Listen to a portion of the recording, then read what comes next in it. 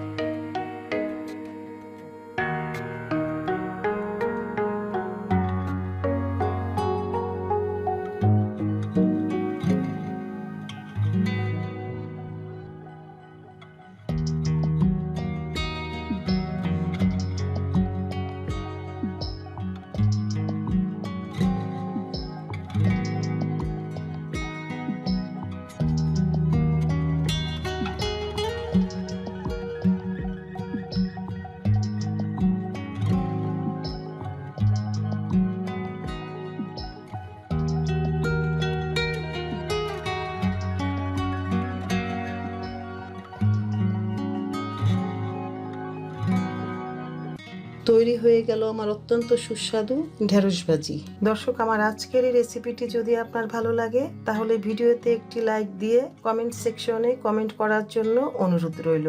আর ভিডিওটি শেয়ার করার জন্য অনুরোধ রইল আপনার ফ্রেন্ডস অ্যান্ড ফ্যামিলির মাঝে। এত সময় আমার পাশে থাকার জন্য আপনাকে অনেক ধন্যবাদ।